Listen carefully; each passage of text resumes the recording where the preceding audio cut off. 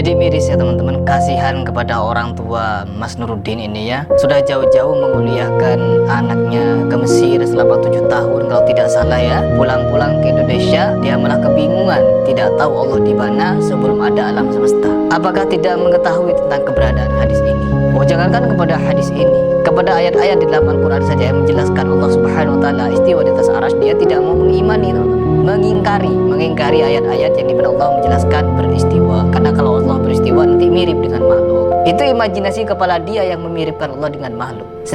Allah Subhanahu wa taala adalah pencipta seluruh makhluk dan tempat adalah bagian dari makhluk itu. Mustahil Sang Khalik bertempat dalam makhluknya, karena Sang Khalik itu qadim dalam arti tidak bermula, sementara tempat itu hadis dalam arti dia memiliki permulaan. Tempat itu hanya ada dengan adanya alam, sementara Tuhan ada. Ketika alam tiada pun Tuhan sudah ada, karena itu tidak mungkin dan mustahil Tuhan itu bertempat. Sekarang saya ingin mengoreksi salah satu keyakinan yang juga sama-sama keliru ya, dan kekeliruan ini terlahir dari pembacaan secara harfiah dari salah satu ayat dalam Al-Quran, Ar-Rahman 'alal 'arsy istawa.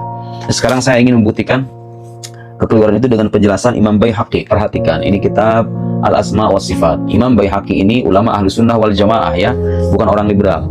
Ahlus Sunnah wal Jamaah, Al-Asma wa Sifat, Imam Baihaqi, ulama abad ke-5 Hijriah. Artinya ini ulama salaf, ulama salaf. Bagaimana generasi salaf mengartikan kata istawa? InsyaAllah di malam ini kita akan membahas seputar Imam Al-Asy'ari, karena saya pernah membaca sebuah kitab yang menyatakan bahwa Asy'ariyah ini termasuk salah satu firqah sesat. Ketahuilah bahwa pengikut Imam Al-Asy'ari ini hampir seluruh ulama Ahlus Sunnah wal Jamaah. Di antaranya Imam Al-Baihaqi, Imam Ad-Daraqutni, Al-Khatib Al-Baghdadi, Al-Imam Al-Ghazali, Imam Nawawi, Imam Qurtubi, Imam Al-Izz ibn Abdissalam, Taqiyuddin ibn Subki, Imam Ibn Hajar Al-Asqalani yang mensyarah Sahih Bukhari, kemudian Imam Zakaria Al-Ansari, Imam As-Suyuti. Ini sebagian daripada ulama. Maka jika ada seorang berani mengatakan bahwa Asy'ari adalah bukan Ahlus Sunnah wal Jamaah, berarti dia menuduh Imam Ibn Hajar, Imam As-Suyuti, Imam Qurtubi, dan ulama lainnya. Siapa anda di samping Imam As-Suyuti yang punya karangan hampir 300 jilid? Ulama ini adalah ulama besar, sudah diakui keilmuannya oleh dunia. Anda siapa di samping mereka? Kadang-kadang ustadznya biasa-biasa aja, tapi pengikutnya, pengawalnya itu yang lebay. Nah, itu berbahaya di situ.